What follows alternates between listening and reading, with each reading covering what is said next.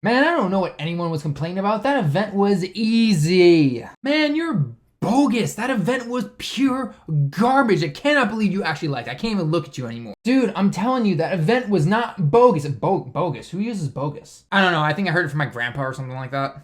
Anyway, you're an idiot for thinking that this was way too difficult. No, you're the idiot. No, you're an idiot. No, you're an idiot. No, you're an idiot. No, you're an idiot. No, you're an idiot. No, you're an idiot.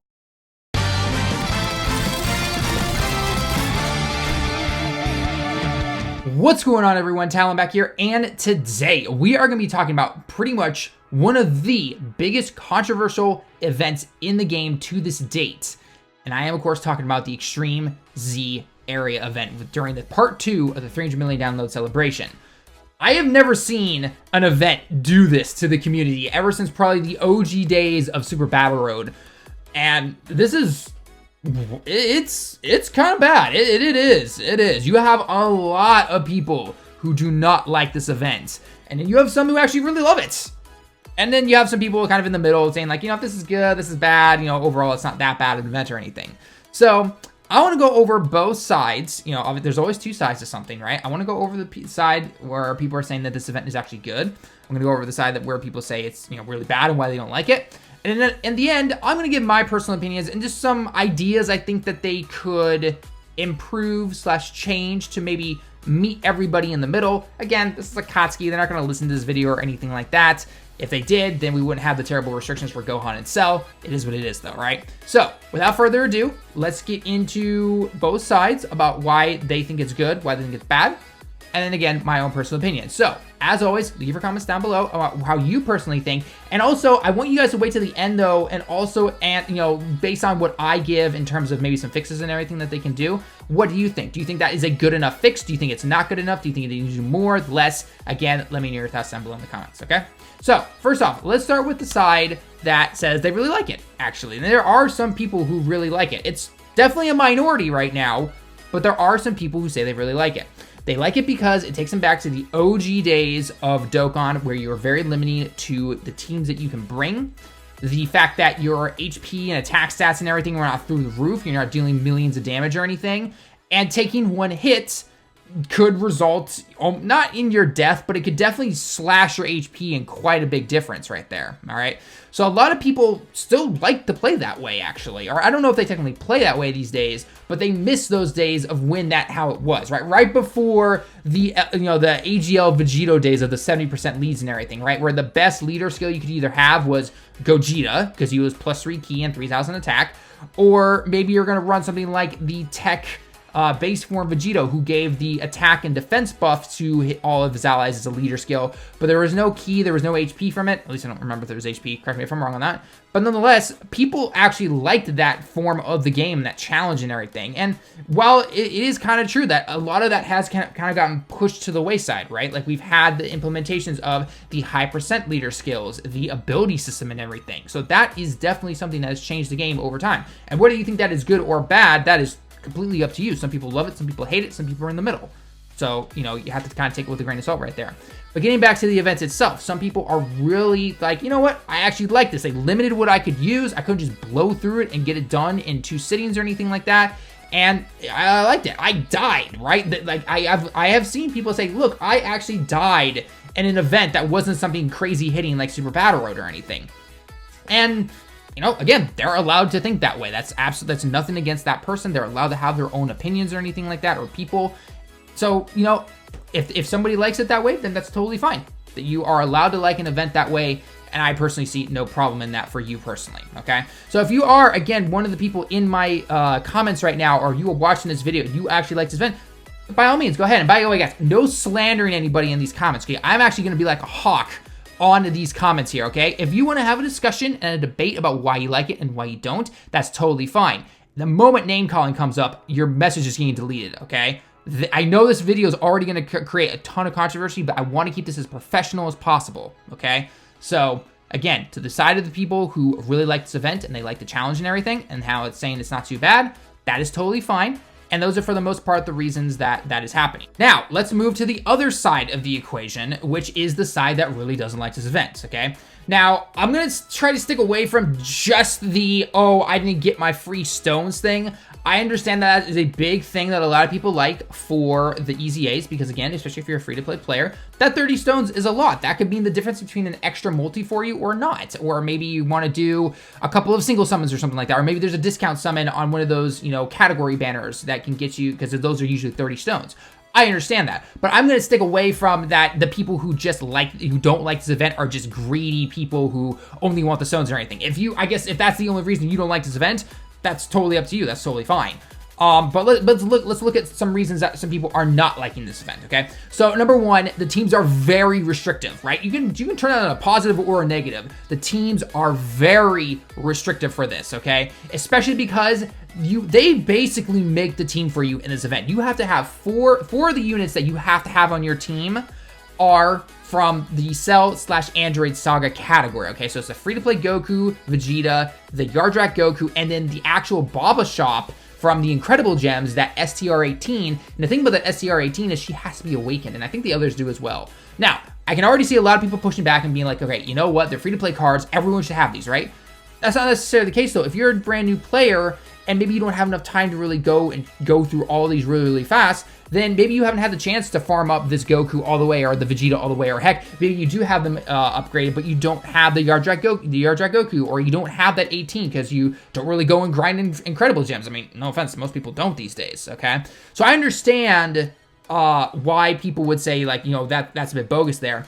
And then if you don't have the Incel as your leader skill, the only leaders right now that you can really bring are either going to be the LR Androids 18 and 17, who, again, if you're a more or even a bigger newer player, then you don't have them probably. Or if you do, they're running out Rainbow or anything. And those guys get destroyed on the Gohan stage. Okay, so you guys have to remember the EZ area have 2 stages, and then each of those stages have a Z Hard and a Super 2, okay? And on Super 2, those AGL androids cannot take a hit to save their life, okay? Especially if they get supered, okay?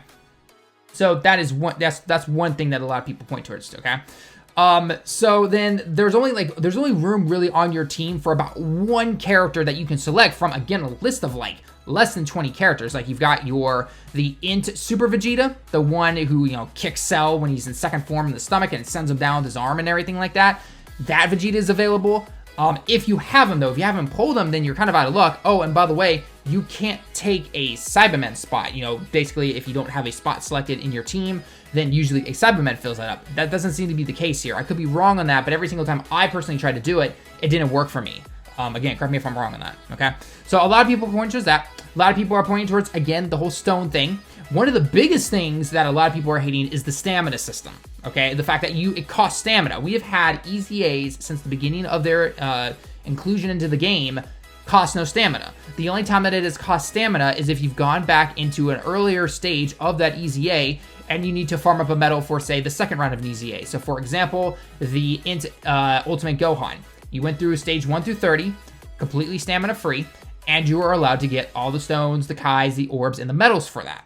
Then when the AGL and physical Ultimate Gohans got their EZAs, then you had to go back into that event and you had to farm them up. Now, granted, it didn't take much to farm that up, but overall, you didn't have to really worry about that, okay? Or if you, again, knew, you know, because the Int Ultimate Gohan's still the best of the 3 EZAs, but if the physical and AGL ones, if you wanted to use them, or maybe they are the only ones you have, then they're not, you know, it's not too terrible to just go back in and do that. Because again, if you've already done it for the Int one, then you know you can beat these no problem. Okay, so again, the stamina is a big thing, okay? And then finally, just, again, and this kind of comes with the territory of a game like this, just the grind itself, like the easy, you know, your typical stage 1 through 30, because again, coming back, kind of wrapping in the stamina parts of this as well, that it's not that big of a deal. Right, when you have, you've got to grind it, but you don't have to worry about stamina or anything like that. And you just go in and you complete it and everything. But having to throw in the grind of trying to get the medals and then also with the stamina, because again, in these area parts, and maybe this might be a little confusing how I'm wording this. I know I'm not doing it the best, but with the area events, again, you have to go Z hard at least 3 to 4 times, and then you've got to go Super 2 3 to 4 times on just the one for Vegeta/Trunks. Then you got to do it again for Goku and Gohan.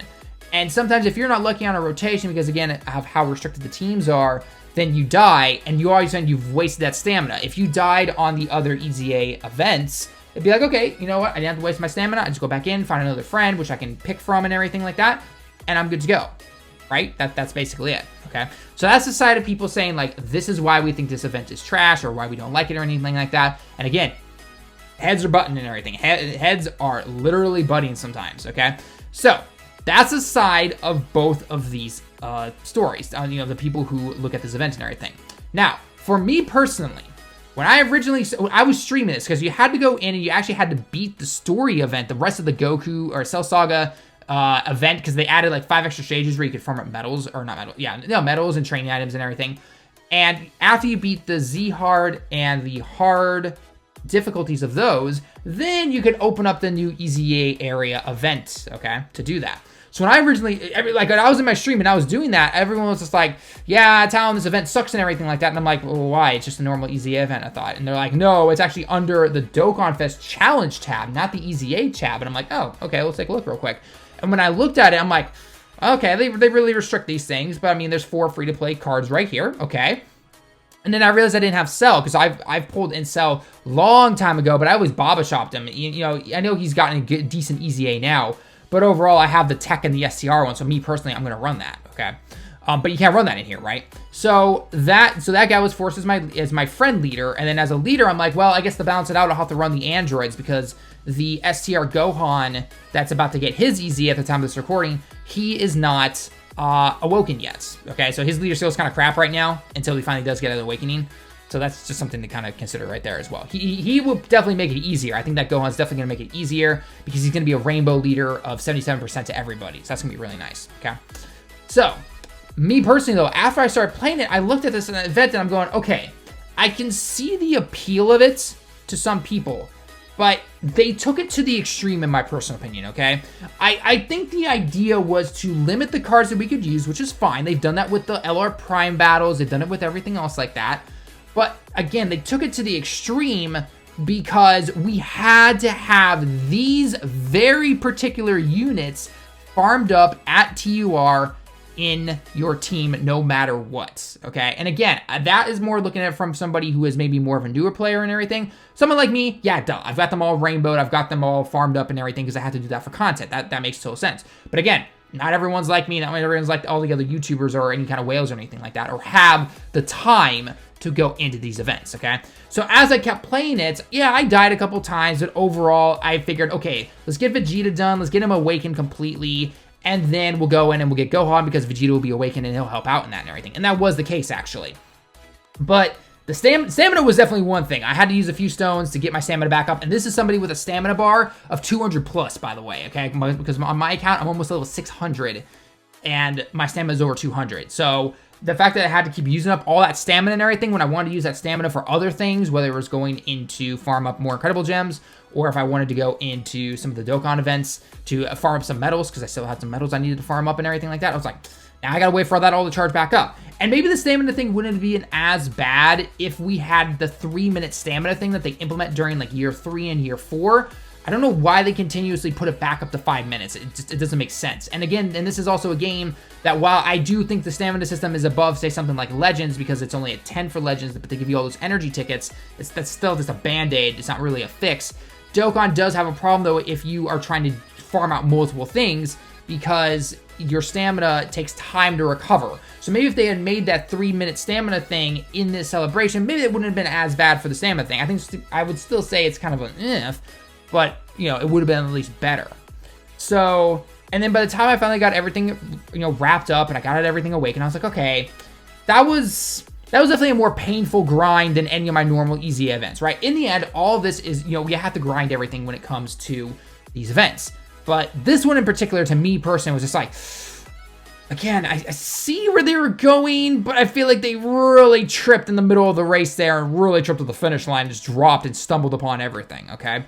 So, my way in terms of how you would want to change or fix this to appease both sides, appease the people who want their stones and their prizes and not have to use the stamina and everything, and the people who want a challenge and don't have to just blow through everything and be bored with it. Because again, there are some people to that. And again, you kind of have to look at both sides of that, okay? My personal change for it though, A, cut out the stamina thing, okay? That one is definitely, I think, for the most part, everyone agrees. The thing that people love about the EZA events the most is that you don't have to worry about stamina, again, of course, unless you're going backwards into an earlier event on it, okay? So, first off, put it in the EZA tab. Forget this random Dokkan challenge area part, okay? Put it as a normal EZA. Make it the same way that you did usually, you have expected. Have the middle button where you can tap, stage 1, stage 2, all the way to stage 30. Then, like any normal EZA where they tell you, like, hey, this type or this category is going to do bonus damage and bonus everything to the, to the enemy, have that in there for these cards that they have, that they have this area for us, okay? So again, the Int EZA Cell, the free-to-play Goku, Vegeta, the Yardrat Goku, the Android 18 from the Baba Shop, and then those other Cell Saga / Android Saga category cards that they limit us to, okay? Have those get some kind of good damage boost and everything. And also limit us as players by saying, hey, no cards from summons. They have to be completely free to play. And then if you want to, have the Cell as a friend, okay? I do realize that Int Cell he is summonable. He's not a farmable card or anything like that. And some of those other cards that they have in there are like that as well. So again, limit us to a free-to-play only team like you do with the current LR battles, okay, the LR Prime battles. And because, and actually that's another thing I forgot to mention as well, is that they don't, they make us use stamina and these, really restricted teams based on what you might have or what they provide for us, but you can't use items. That's the difference between an LR Prime battle and the EZAs, right? And again, people were always, comparing it to the OG LR Prime battles. In those battles, though, you could use items. You were allowed to use items against the LR Goku, and I think the LR Frieza was still kind of limiting at that time as well. So that's one big difference right there. So if we're gonna stick to the normal EZA stuff, let's, again, keep the units completely free to play. If you want to, limit us to only using those. Let those free to play units in that category have a bonus damage to them. So that way you're not just running any single team, and then free-to-play teams, you still have to think about the composition of them and try to make them pretty good. Because as of this moment, there is no farmable free-to-play Android Saga / Cell Saga category. There's that Krillin from Battlefield, but that's it. He's not considered free-to-play in the eyes of the game sometimes. So you've got to keep that in mind right there. Because again, something like the LR Oob or the LR Ginyu and Goku's Body, those aren't considered free-to-play. So, that would cut away from just bringing some powerful units and everything like that. Keep the no items. That's fine. We're used to that and everything. And then allow us to get the Kais / the stones. Okay? The orbs or whatever. The orbs those are completely free to play orbs, so it doesn't really matter. But again, just go about it like that. I mean, we've had the STR Gohan, the AGL Piccolo, the Goku Jr., and the Vegeta Jr. Those are all free-to-play cards, and they had normal EZAs, and no one complained about those at all. So if they're trying to make this more free to, something for free-to-play friendly, first off, all those EZA events were completely free-to-play.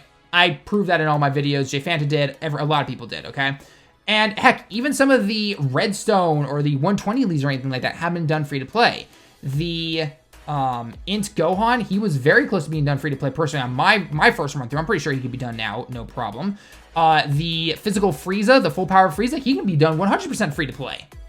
So there are examples where it can be done or very close to free to play. It's absolutely doable for these stone ones. So if they want to try and make a challenge from the EZA events, just limit it to us to free to play cards, and then but allow us to get some of those prizes that some people use, cut out the stupid stamina thing, and you're pretty much good to go. That's really all they had to do. But I feel like, again, they took it to the extreme with this, and I don't know why they did that.